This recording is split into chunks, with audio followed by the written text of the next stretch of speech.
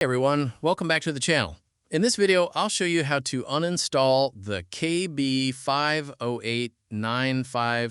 update on Windows 11. Follow these simple steps and you'll be able to remove the update from your PC. Let's get started. First, open the Start menu. Open Settings. Now go to Windows Update. Click on Update History. Scroll all the way down to the bottom. Click on Uninstall Updates. Now locate the KB5089573 update. Once you find it, click Uninstall. A confirmation message will appear saying the update and its related information will be removed. Click Uninstall again to confirm. Wait for the update to fully uninstall.